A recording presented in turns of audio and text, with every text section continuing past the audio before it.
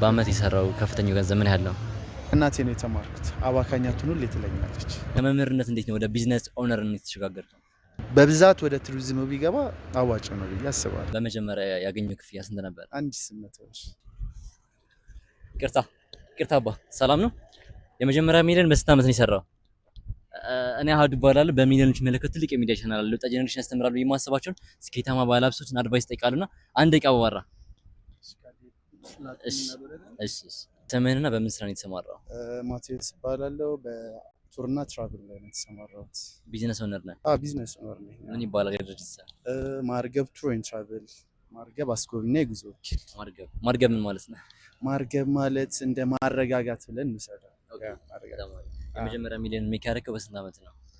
ኦኬ ስንት አመት ነው? 24 አካባቢ። በ24 አሁን ስንት አመት ነው? 37። የመጀመሪያ ሚሊዮን ሜክ ስታደርግ ምንድን ነበር በሰዓቱ የሰራው ስራ? ተመሳሳይ ስራ ነው የሰራሁት። እንግዶች ነበሩ፣ ከውጭ የመጡ እንግዶች ነበሩ። ያ በእነሱ አማካኝነት ሰርቻለሁ። አስጎብኛውን ከከፈትክ በኋላ ነው የመጀመሪያ ሚሊዮን ያገኘው ማለት ነው? አዎ ከፍቼ ያ እንደዚህ እንግዶች እንዳጋጣሚ መጡልኝ፣ በዛ ነው የተነሳሁት። በመጀመሪያ ያገኘው ክፍያ ስንት ነበር? 1800 ብር። 1800 ብር። ምንድን ነበር ሰርተህ ያገኘው? አስተማሪ ነበርኩ። ኦኬ መምህር ነበርክ? ኦኬ ከመምህርነት እንዴት ነው ወደ ቢዝነስ ኦነርነት የተሸጋገርከው?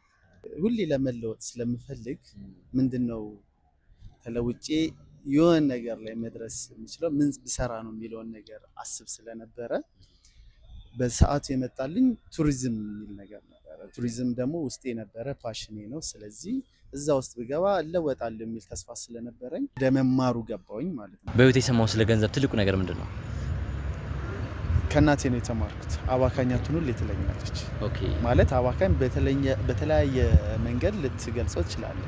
እኔ ግን በራሴ የወሰድኩት ያው ገንዘብ ላይ ነው። አባካኝ አይደለሁም ብዬ አስባለሁ። ሜቢ እሱ የረዳኝ ይመስለኛል። ገንዘብን አለማባከን። በህይወት የሰማው ቤስት የምትለው አድቫይስ ምንድን ነው? ኔቨር ጊቭ አፕ የሚለውን ነገር ሁሌ በህይወቴ ውስጥ ይዣት እኖራለሁ። መቼም ተስፋ አለመቁረጥ ማለት ነው። ኦኬ ኔቨር ጊቭ አፕ። በዚህ ሰዓት አዋጭ ነው የምትለው ኢንቨስትመንት ዘርፍ ምንድን ነው? አሁን እንደ ራሴ ከነገርኩ ቱሪዝም በጣም አዋጭ ነው ብዬ አስባለሁ። ቱሪዝም ምክንያቱም ሀገራችን አሁን በደንብ እየለማች ነው፣ በደንብ እየተሰራባት ያለች ሀገር ስለሆነች ወደፊት በጣም ተስፋ ያላት ሀገር ነች። በብዛት ወደ ቱሪዝም ቢገባ አዋጭ ነው ብዬ አስባለሁ። የቱሪዝም ዘርፍ ማለት ምንም የሚያልቅ ነገር ስለሌለን አዋጭ ነው ብዬ አስባለሁ። ስኬት ላንተ ምንድን ነው? ስኬት ተሽሎ መገኘት ብዬ ነው የማስበው። ራስን ሁሌ የተሻለ ቦታ አድርገ መገኘት ነው ለኔ ስኬት። አንድ ወጣት ስኬታማ ለምን ምን ማድረግ አለበት ብለህ ትመክረዋለህ? እኮ መስራት አለበት። የፈለገ ውድቀት ሊኖር ይችላል። ያ ውድቀት መማሪያ ነው እንጂ የሱ መሰናከያ መሆን የለበትም። ስለዚህ በቃ መስራት ለመለወጥ መስራት። አንተን ውድቀት አጋጥሞ ያውቃል? አጋጥሞኛል ለማለት ይከብደኛል፣ ግን ፈተናዎች ያጋጥማል። ስራ ላይ ያጋጥማል፣ በሌላም በህይወትህ ላይ ያጋጥማል። ግን ምንድነው ተስፋ ለመቁረጥ መውደቅም በተስፋ ባለመቁረጥ ነው የሚታለፈው ማለት ነው። በቃ ተስፋ ለመቁረጥ በየትኛውም መንገድ ተስፋ ለመቁረጥ። አሁን በዚህ ሰዓት ብዙ ወጣቶች ጊዜያችንን ትምህርት ላይ ኢንቨስት ከማድረግ ይልቅ ስራ ላይ በማድረግ የተሻለ ሀብታም ስኬታማ ያደርጋሉ ያስባሉና አንተ ምን ታስባለህ እዚህ ላይ? ኦኬ ሊሆን ይችላል። ሳይማሩ እኮ ብዙ ትልቅ ደረጃ የደረሱ ሰዎች ይኖራሉ። ግን ምንድነው ስራህን ከትምህርት ጋር ደግሞ ብታደርገው ከሌሎቹ የተሻለ ደረጃ ላይ ትደርሳለህ ብዬ አስባለሁ።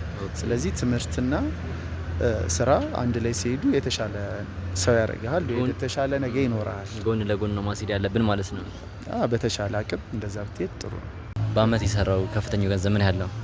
እንሰራለን፣ እግዚአብሔር ይመስገን እንሰራለን። ያው እንደ ጊዜው እንሰራለን፣ ጥሩ እንሰራለን። በቁጥር መናገር ይችላል? የቁጥሩ ይለፈኝ። ኦኬ በጣም አሪፍ። አንተ የት ያገኘሃል? ድርጅት የት ነው ያለው? ድርጅት ያለ 22 አካባቢ ነው። ኢንስታግራም ላይ እኔን ማግኘት ይችላሉ። ቢደውሉልኝም እገኛለሁ አለ። ስለዚህ ድርጅታችሁ ማን ነበረ? ማርገብ ቱር ኤንድ ትራቭል። ማርገብ ቱር ኤንድ ትራቭል። በጣም አመሰግናለሁ ለሰጠኝ ጊዜ ለሰጠኝ እውቀት። ቴንክ ዩ ሶ ማች። ሰዓትን ወስጄ ይባሃለኝ ባትሪ ጨርሰን